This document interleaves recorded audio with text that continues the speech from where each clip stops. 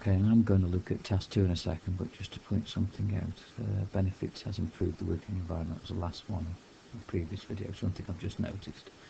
If you actually go on, no, not that one, sorry. If you actually go onto that glossary with it, benefits, some people answered. First of all, sorry James, I missed you out. And second of all, to be fair, we're looking at benefits for the worker. So obviously people will want their absence to prove. Nobody likes being off. But actually agency cover costs, I'm sure the individual worker doesn't really care for what those kind of things.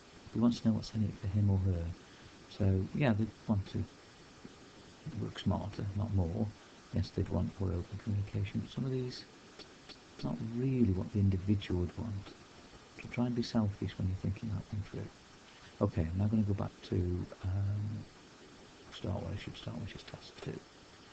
Go over here.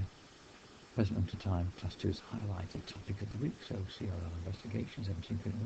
Task 2. It says describe your organisation's purpose. Over to you guys, really. Here's some help. A link to the CRL website, and if you actually look at it, you'll find their mission statement, of which you need to do that.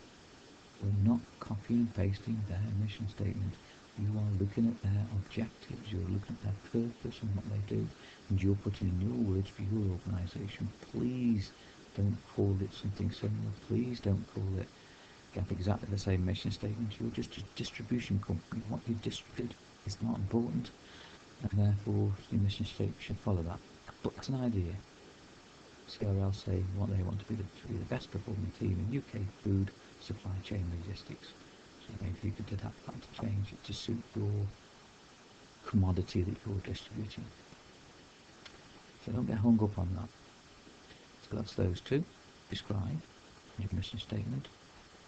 The organisational structure is going to be more interesting and maybe more difficult on two things. First of all, I'm going to ask you to put it in an organisational structure on Microsoft.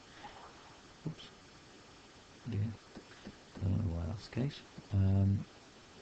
And second of all, again, it's down to your imagination.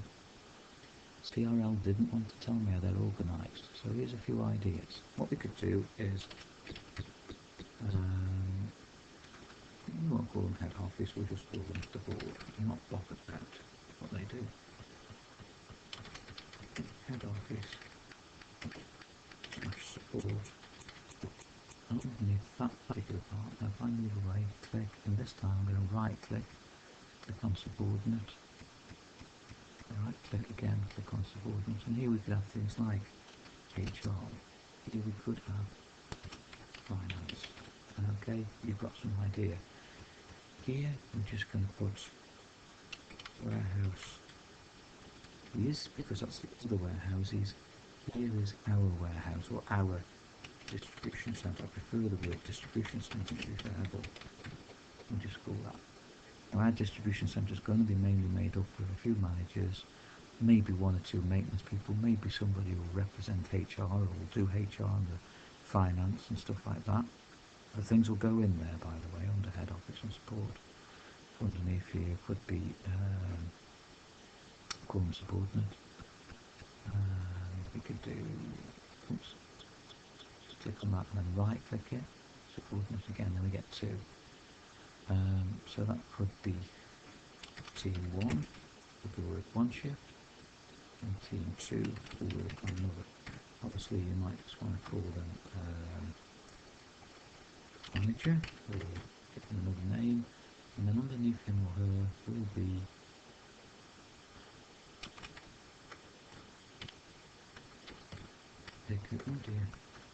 pickers times, I don't know, you make your mind up. I'm going to put 20. Okay, underneath this distribution might well be as well the distribution centre manager, call that one, okay. And maybe you want to call this team 2 leader, and maybe you want to do other things as well. Strongly suggest we have another one in there. Just right click there again, subordinate, that's in there. And then this time just put support admin, and those are the guys that might do the wages, that might do the finance, that might do the fixing of the lights, whatever it might be goes there. It's this bit we're interested in. That's the kind of thing I'm after. I want a little bit more detail from you. I want that to go further down in head office support.